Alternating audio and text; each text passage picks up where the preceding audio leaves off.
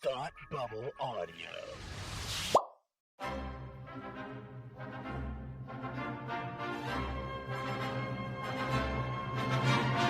Look, up in the sky! You will never find the more wretched hive of scum and villainy. Welcome to Beer with Geeks with Tim and Frank. Who are you? I'm Batman. I am Iron Man. Your friendly neighborhood Spider-Man. Hi, Christopher. I'm Nero. My name is Inigo Montoya. You're a wizard, Harry. A couple of guys with a couple of beers and a whole lot of pop culture nostalgia. Make it so, number one. Ladies and gentlemen, the Beatles. Name the dog in the animal. Life finds a way. I am serious. And don't call me Shirley. Now sit back and crack open a cold one, because it's time for Beer with Geeks. It comes in paints? Shaken, not stirred. Great Scott! I was way off. I knew it started with an S, though. Hi, and welcome to Beer with Geeks, where two geeks geek out with beer. I'm Tim, and with me, as always, is my friend who has to listen to me for a long time, Frank. How are you today? I am doing super. I'm doing batastic. Bat-tastic. Bat-terrific? Yes. You're good for you, Frank. Good for you. Good answer. Good. Frank, are you drinking a beer? I am in fact drinking a beer this evening. This fine winter spring-ish evening. I don't know. We're kind of in the middle right now. Yep. But I am working on a Dorchester Brewing. It's a local Massachusetts brewery based right here in Boston. The Dorchester Brewing V1 Double IPA. Ooh, nice. It is a wonderful, wonderful beer gifted to me for my birthday. You know, I threw a party. I had my 30th birthday back in January, and we threw a party. You were there. A bunch of friends were there, and many people brought beers because that is along with my beard, that's a defining characteristic of me. And True. So people brought some nice beers for me, and one of them was from a friend of mine who stopped by the Dorchester Brewery and picked up this IPA. It is one of the premier for me, like a really, really solid example of what a good IPA should be. It is a good balance of the malts and the hops. It's a little bit on the bitter side as an IPA is. So if that's a turn off for you, then I wouldn't recommend it. But I really, really like this beer. So yeah, if that's a thing you're into, if you enjoy a good IPA even once in a while, this is a solid one. So I would recommend that one if you are so inclined. But what are you drinking tonight? Well, I'm just drinking a seltzer tonight, to be honest. But a couple of nights ago, I had a stout that was out of this world, and to be honest, now I wrote it down and I can't find it. It's so upsetting to me that I don't know what it was. But you know what? I will find it. Okay. And we'll put it in the show notes. We will. It was Stout of This World. It was Stout of This World. Oh, that's a missed opportunity from somebody. I know, really is. It really is. When I start my brewery, all the names are going to be puns. Oh, they better be. Yeah, they better be. Did you see that? Jurassic Park pun that I had on my Twitter feed recently? If I did, I don't remember it right now. It's a GIF of a Jeep backing up, and the T-Rex's arms are just telling it to back up. Jurassic Park, so good. so stupid. I love it. It's so stupid. It's amazing. Oh my God. Yeah, the funniest jokes are the stupidest jokes are the funniest jokes. Exactly. Anyway, yeah. So this is a continuation. This is a continuation of a series that we started with you with Superman, with a HBO pitch, 8 seasons, same actors, Superman show. And now I'm going to do the Batman version of this 8 season long same actors pitch, and from our point to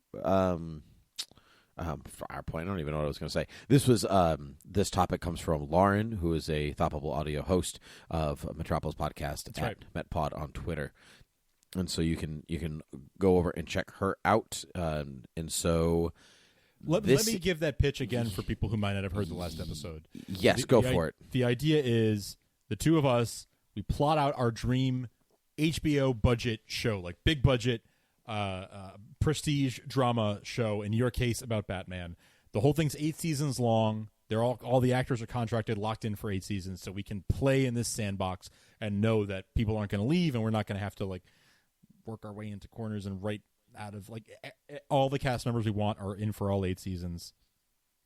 I did Superman on the last episode, or I guess a couple episodes ago at this point, and you are about to give me your Batman pitch. So I will turn the microphone over to you, and I want to hear what your show would be like. All right. So my show, much like your show, I think. Hold on, I wrote some notes and I got a better idea. Sure. As you were like, and I turn it over to you, and I was like, damn it. I hate everything I wrote. I want to change it all. No, I want to change places. Good stuff. I don't. There's something missing in like my brain work here. No, yeah. Well, that is very obvious. We've all been thinking it. We've all been thinking it. I'm just saying it. Pirates. Oh man, I don't know why. I'll come up with it as the season goes. Mm-hmm. I think I want to do. Oh, you know what? So Frank, why don't, while I'm fixing this for a hot second, give people your if they missed yours, give them the synopsis. Okay. So the overall idea is we're going to take a little bit from Lois and Clark, a little bit from Smallville, a little bit from Superman the Animated Series, a few things from Jeff Johns, from Brian Michael Bendis, and from John Byrne. And the idea is a 8-season-long Superman show. The first season starts with a little bit. First episode Krypton, second episode Smallville, third episode we hit Metropolis. The series is really based on him being in Metropolis, his life in Metropolis. He's learned his powers by this point, but he is learning how to use them as a hero, how to live a double life. He meets Lois, they fall in love, they start to date. Eventually, he would fight a bunch of villains. There'd be season-long villains, there'd be individual villains along the way. At some point, one of the season villains is Zod. Lois and Clark would adopt Zod's son, and they would eventually get married. There would be a Death of Superman story, and ultimately he would fight Doomsday. He'd fight Doomsday, but he would fight the whole apocalypse story would play out, and he would fight Darkseid and save the Earth from Darkseid in the final, the series finale. Excellent. All right, now I'm good now. All right, that's literally what I needed to fix my pitch, because I knew what I'll explain what I did when I get there. Okay. Sounds all right, good. All right. So I turn the microphone over to you. All right. Well, thank you. All right. So this is my 8-season pitch for a Batman show that'll probably never exist on HBO. You know, but if you take a look at Game of Thrones, the first season of Game of Thrones cost $10 million, and now every episode costs $10 million, which is crazy. Like the difference. And so, but I like to start almost as kind of small in that way, that, you know, $10 million for the whole season kind of look, keep it insulated, and we'll go up from there. So my pitch is not really a Batman show. It is, and Batman is certainly a main character, but I want it through the perspectives of the changing Robins. Oh. Okay. So instead of just like it's Batman and he's going to fight the villain of the week, or he's going to do a season-long arc. Like, we're going to do some of that, but we're going to take some of the best Batman stories and we're going to mix them together through the course of the 8 seasons through the perspectives of the shifting Robins. So the whole show, seasons 1 through 8, is about Batman's relationship with Robin. Okay? And who those Robins are. So we start in season 1 with Batman already existing. Okay, so it's not like a Batman's learning to be Batman for the first time or anything like that. He's already there, and the show starts with the adoption of Dick Grayson.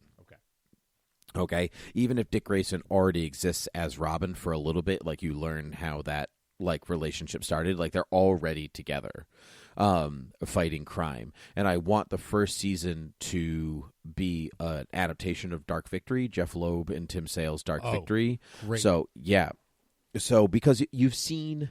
Because Dark Victory is a sequel to Long Halloween, which many people know is like the origin of Two-Face, and it's this, and it's all these different things.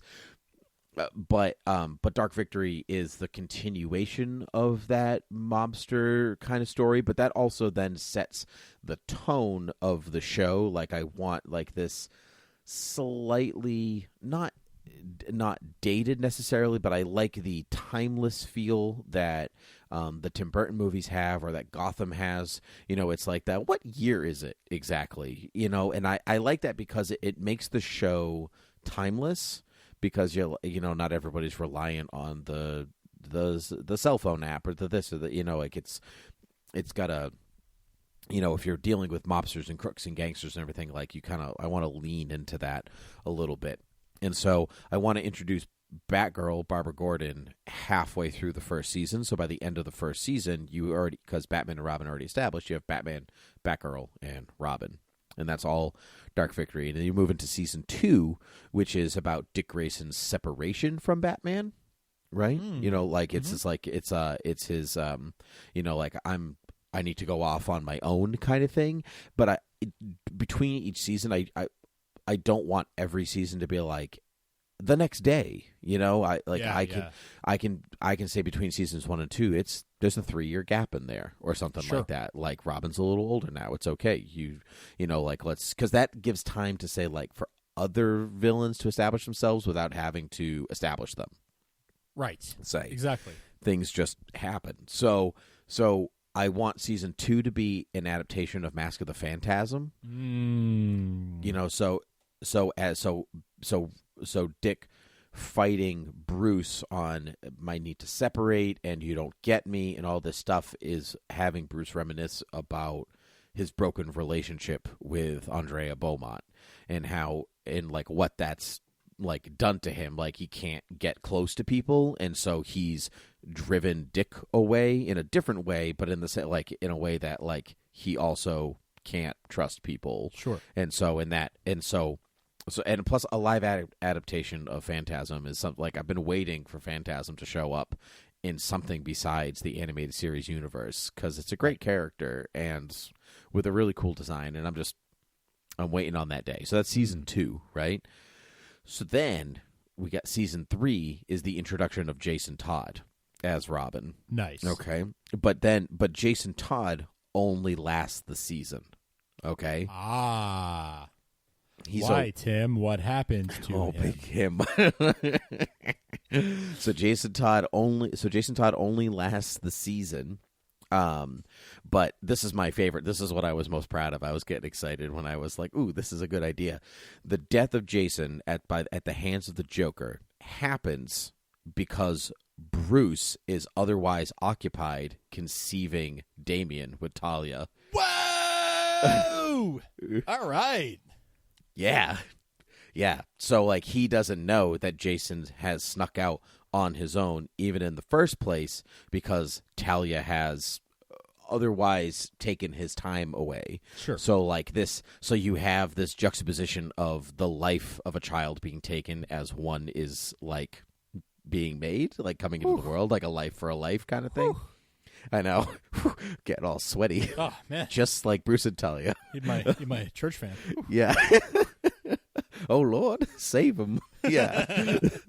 So the beginning of season 4 is the fallout of Bruce's mourning of that. Like, he just can't get over, like, because it's not his fault, but he's definitely of the, if I, like, kept my mind better, or my like if I was a better, like if I didn't fall to weakness or whatever, then I wouldn't be in this position. If I denied myself like the pleasure of my own life, then I could have saved his. Exactly, which then causes the rift between Talia and Bruce.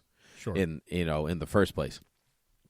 And so then you're also setting up Talia, so then like Bruce also kind of blames Talia, even though that she's like the mother of his child. So then you break, like, there's a rift between them now and everything. And so that's where I am. So Tim Drake is in the third Robin, is in all of season 4, but he only becomes Robin halfway through the season. Okay.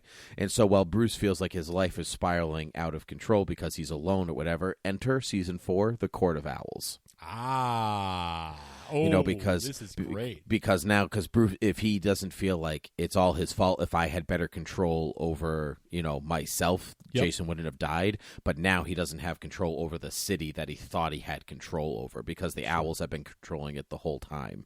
But I want Tim to only come in and kind of like save him. You know what I mean? Like, he needs to be saved from the owls and from himself, and enter Tim Drake as arguably the best Robin, because not just because of the names, but he really is the best Robin.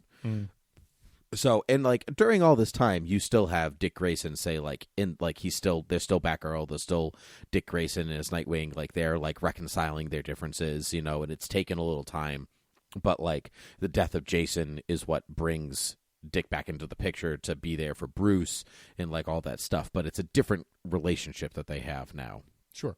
So you have that, and of course you have Alfred being like that's I'll make you some tea, and all the good bits about Alfred.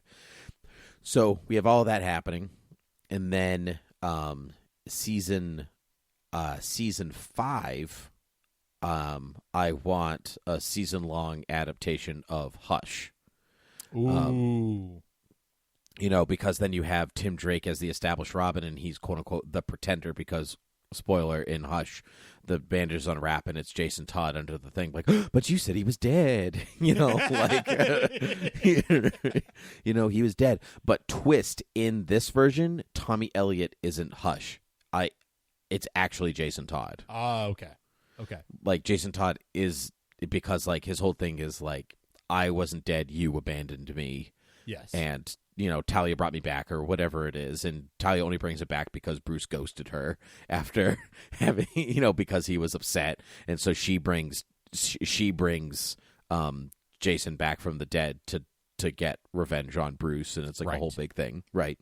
It's a different ending, but that's what I want for season 5. So you're not really doing Under the Red Hood. You're doing Hush as Under the Red Hood. Right. Interesting. I like that. I like that amalgamation. Mm-hmm. Yep. Okay. So then my season 6, because Talia ages up Damien in the little tube and everything like that. Okay. Because he was conceived in season 3, and then you can have a couple years of between seasons 4 and 5, and then even 5 and 6. So then season 6, enter Damian Wayne. And you do an adaptation of Grant Morrison's run on Batman from Son of Batman up through Batman R.I.P. So then you're including things like the Ninja Man Bats and the maybe the Black Glove, the Joker's next psychotic level, his next break. Because through this through these seasons, some like you have other villains kind of interspersing, right? That's the whole idea of the adaptation. That, sure. Poison Ivy shows up and the Joker shows up and the Penguin's got his iceberg lounge, and like you do the established Gotham. Everything already is in the city. You don't need, because I feel like when you watch a show, if you watch any show that's not a comic book show, they don't bother to explain characters. Yeah. If somebody owns a nightclub, they just own a nightclub. Yeah. You know what I mean? But if it's a comic book show or a comic book movie, you have to explain where the nightclub came from. Yeah. Like, no, you don't. They're just characters that exist in the world. That's what my goal is, to make them feel like people. Yeah. And so, not that, because I like when Batman fights superpowered things and everything like that. I'm not like it's weird when he's in the Justice League. I'm not that kind of person. Sure. but I don't feel like you need to explain everything away either. You know what I mean? Like it just have it be. This is the world that they live in. And so like your show, like you said, any outside of the DC universe, outside of the Batman universe, hero or villain is welcome to show up at any time. But I think Batman's world is so fleshed out anyway, you don't really need them to, like, just because they're just, you know, they're always there. Sure. But during season 6, I would also like to introduce. I would either during 5 or 6, I would like to either introduce Huntress or Batwoman. I haven't really decided. Huntress is in Hush, though she's not a incredibly intricate role. But Batwoman doesn't come until much later. But I think she's a great character, and I just want to see her on screen with everybody. It's more my. I just like her. Sure. Just like How the can you character. not? Exactly. And I want Catwoman starting in season 1, and she's I want her like as part of the main cast always. You know, even though she goes and does her own thing, but she's always that line between, you know, good and bad and whatever else. Because I think in season 2, if you're adapting Phantasm, to have Catwoman there as like almost like a version of Phantasm in a way, like someone who walks the good and bad line, like another version of that type of character, is just a good parallel.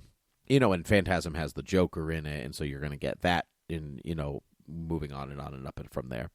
So, so then season 6, you do Damian Wayne, son of Batman, to R.I.P. So then it ends on that cliffhanger of, oh my God, Bruce is dead. It's like that class, like he's not dead. But season 7 is Dick Grayson as Batman and Damian as Robin. Nice. Yeah, and like see a Bruce take a season off, not a whole season, but what I do want to do is I want to include Knightfall's Azrael in season 7. So instead of Bane breaking his back and Batman being like, random dude on the street, you be Batman. Sure. You know, I want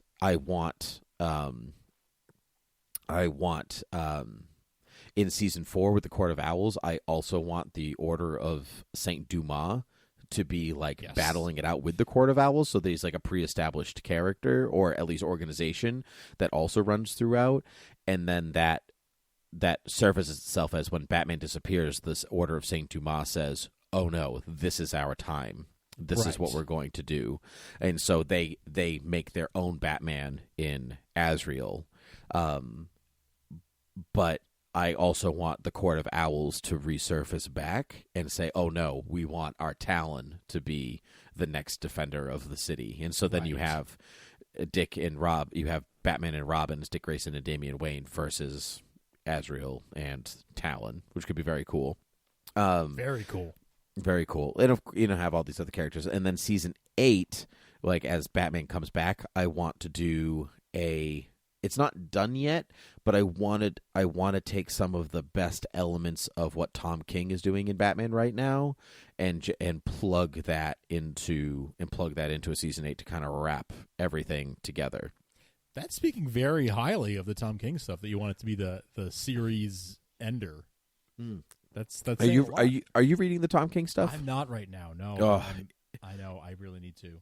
It is singular. It's some of the greatest stuff out there. What you really need to do is, now that it's done, especially, is you need to read Mr. Miracle. Really? Like, oh man, it's like teach it in a classroom good. Like, not even just like, wow, what a good superhero story. It's like teach it in the classroom. It's going to go down as one of those kind of books. Damn. So, all right. Yeah. So, didn't win the Eisner Award for nothing. Yeah. So, fair. Yeah. So that's my pitch. I debated just taking the Gotham cast that I love so much and just continuing to use those characters. Because everybody that I've mentioned in here is not on the show. Right. Maybe Talia, like Ray, Jim Gordon, like Leslie Tompkins. They're all in there.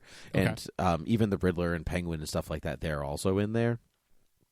So I think all of those actors are doing a great job, and they really get those characters. But the show is a little bit more macabre than what I would want for the show. I would want a more noir than macabre style across the way. So because if you look starting in the first season all the way, there's always kind of a mystery. So I was gonna piggybacking on that. So the tone would be more noir. Would it be like, there's Detective Batman and then there's like superhero Batman? Would it be more of the emphasis on Detective Batman? Not that you would jeopardize one or the other, but emphasis on Detective Batman. Emphasis on Detective Batman, which I think is important in a show. It's almost like watching Daredevil, and it's like emphasis on lawyer Matt Murdock. I think it's in some ways it's similar. It's similar to that because Dark Victory is a mystery. Mask of the Phantasm is a mystery. Court of Owls is a mystery. Hush is a mystery. So all of those, and even in season 7, when Bruce is gone, you could have Dick and Damian being like, "All right, he's disappeared. We have to be the detectives now. Yeah, let's figure this out. Where did he go? And of course you then have like Tim Drake being like, I'm actually a detective. I will do this. Sure, of course. And so it might be a little too many characters to juggle. That's like, but I find that like if you look at some of those CW shows, especially like. Or even Game of Thrones is a good example of this. Like, there are a lot of characters, but all of them don't need 20 minutes of screen time all the time. Right. It depends on where the show's emphasis is, but knowing that, Batman is your main character, but it's, or watching the evolution of his relationship with these different kids that he is basically he is their father. In some cases, he is literally the father. And I think that's kind of how you take the Batman detective, but then you also take it as like fathers and sons, and how he has to learn to be a dad and find love, and all these things that you watch on television. So as for cast, besides taking some of the Gotham people, that's my next question. Yeah, I am also of the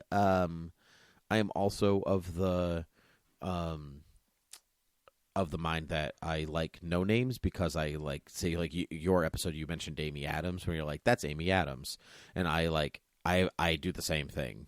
Like, I have a real hard time watching people who who are pre-established actors, unless you're a kid and you see them as that character first, But yeah, I would like to see some people I've never seen before. Sure. Yeah, if they're good, great. That's all I care about. Yeah. What interpretation of the characters would you want them to draw on, though? Would it be more of a, Christian Bale? Would it be more of a Michael Keaton? Would it be more of a Val Kilmer? Like which Batman would I like to draw on? Yeah, or which writers or whatever. But which interpretation would this unknown actor be sort of portraying? It depends on the year. It depends on which season, which story. It depends on the season, what story, I think. So you start in season 1, and Batman's kind of an optimist still. Like, he enjoys being Batman in season 1. So if you look at the Neil Adams and Denny O'Neil run in the 70s, he's he likes being Batman. He enjoys himself. He's like this globe-trotting playboy, James Bond type character. Totally. He likes being a superhero. And then, but as the season goes, especially the death of Jason Todd in season 3, it's like it's starting to get to him. And that's where like his fall kind of comes in, and that's where like the idea of like he needs Robin in his life to like boost himself up. Mm-hmm. Again, he needs somebody who is a little more optimistic to counterbalance the pessimism. So it just depends on where. I think it depends on where he is, and so I think the actor should look at the source material and how Batman is portrayed in each of the stories that we're adapting, because I'm kind of moving in order a little bit if you look at the thing, not terribly, but enough that you can figure it out. But my favorite Batman, I think, honestly, if you really want to look at like when I think of Batman and like the type of personality he has and the Bruce Wayne, I'd look at the last season of Batman the Animated Series when it moved to the WB. Okay. The first couple of seasons, Bruce is like, he's almost bumbling. He's like a Clark Kent style, where there's like this literally scene where he's like being Bruce when he sees like the cake's going to explode because of the Joker, and he's like, whoops, and he like throws it in the pool. And I enjoy that in its own way. Like he does it in The Dark Knight when he's like, where's Harvey Dent? Like, there he is. And he's kind of drunk, but then he goes out to the balcony, he tosses his champagne because Batman doesn't drink. And he's like, screw all this, this isn't me. I enjoy that very much, but but then when it comes to Batman specifically, I don't think you should be looking at any of the adaptations of the films, because I've really yet to see a non-murdery Batman on screen. It's true. I love Michael Keaton and I loved Ben Affleck, and I liked Christian Bale's Bruce Wayne very much. I didn't care for his Batman, but it depends on the movie. I hated his voice more than anything, but I think Batman is not a. They always say like, "Oh, Batman's a symbol," whatever else. Batman's also a person. Like he can talk to you as Batman, and I think that's an important part to understand, that he is still a person under the mask, and I think that would need to come across. Mm-hmm. Like he's not just like he can't just stand silently in the corner the whole time. Like he has to say something, and that's what they should be focusing on. Yeah, I like that. I would love to watch this show. I really would. I would love like a world where both of our shows exist and our like Sunday night is the 2-hour block of like Superman and Batman back to back. Oh, that would be so much fun. That would be so amazing. Great. That would be so good. And when it comes to the suit, because I asked you this question, like where does the suit come from? I hate tactical Batman suit so much. Like I hate the like, oh, it looks like Kevlar, blah blah blah. I don't like it. Just make a cool looking suit. Like I'd rather and then like I love that it's textured, whatever else, but like if you take like the concept of the DCEU's Batman and make it elongate the ears a little bit and like things like that, then that's what I'm talking about right there. Nice. I would love that. Yeah. Mm-hmm. Yeah. That's great. Yeah. That's great. Would you do do the? I think actually Batwoman's suit on the CW is a perfect example of like. Okay, all right, there you go. You can do it. It looks fine. It's a perfect example. Like the cowl looks fantastic. Yes. Yeah. Mm-hmm. Yes. Okay. Well, that answers my question then. Yeah. Yeah. All right. Solid. Any final thoughts? Other characters you'd work in? You mentioned Gordon. You mentioned Alfred. Are we going to see Aunt Harriet? Are we going? No, Aunt Harriet. No. Definitely Gordon. Definitely Bullock.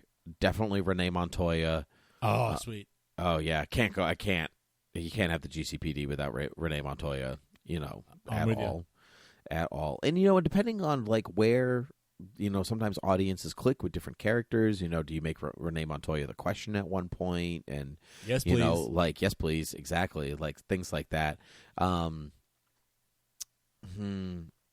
But I'd be, like, as far as, like, other characters, I would love to see certain villains like come into play and step into the limelight, villains that we don't really get to see a lot of on screen. Like I love Man-Bat. Like I have a super I just love Man-Bat so much, and like that's like Son of Batman is just ninja Man-Bats everywhere. So like you need to establish Kurt Langstrom in a previous episode or season before you get to that, so you're like, what the hell are these Man-Bats, these ninja Man-Bats? Like then like you understand the scope of a bunch of them who also carry swords before you get there, things like that. So you've really thought this out, and it shows. You've really given a lot of thought, and I like the way you've plotted this all out. Frank, I'll be honest, I plotted this during your pitch. Like, okay. There you go. Like you would say something and be like, oh yeah, and then I would like just last question from me. Mm-hmm. You haven't talked a lot about the gadgets and the tech and all that stuff. Do you see that being a part of your Batman, or is it less of an emphasis? For me, I don't always need Batman to have a bazillion gadgets like he's James Bond. Like I I like sleuth Batman. So if it serves the investigative part of Batman, then I'm more for that. Like, he's got to have the grappling gun. You know, a good couple of batarangs is going to go a long way. You know, maybe like a gas breather if he needs it or something like that. But I don't need like sonar enhanced, like follow the chemical trail, like in the cowl thing. Like, it's almost like when he relies too heavily on the tech, I'm disinterested. Not disinterested. Okay. I love it. Like, I love the Arkham games because you get to play with all of that stuff. But I like it when it comes from his brain because it shows how smart he is. Okay. Yeah, but is it safe to assume there'll be a Lucius Fox character helping him in some capacity? I think so. I think so, and I like when he is capable of developing it himself. Like, he doesn't need Lucius to do it. It just makes his life easier. And I love Lucius, and I would like to introduce Lucius's son because you know, like, that's, you know, who's I think going to be on Batwoman. So I think you're right. Yeah. So, like, there's a lot to play. There's really a lot to play with, you know. There's really tons and tons to play with if you wanted to. But but I would equally like to see some, like, Bruce, like, Wayne Enterprises, like, business stuff. You know, like the politics of the business and everything like that could also be fun if it's. I think the focus should be the superhero portion in this case. Unlike, say, like, I have the opposite when I watch Superman. I'm like, it should be the Daily Planet. Like, I have because Bruce is Batman, but Clark is Clark. Yeah, so that's right. Yeah. So anyway, yeah, that's my pitch. And like you, I could continue to talk about this forever. So I'm going to wrap it up with, you can find us at beerwithgeeks.com and Twitter and Gmail and Facebook, and you rate and review us on iTunes and find out this place the podcast can be found. You can find us on all of the Thought Bubble Audio shows at thoughtbubbleaudio.com. And of course, head over to patreon.com/thoughtbubbleaudio to give us some money.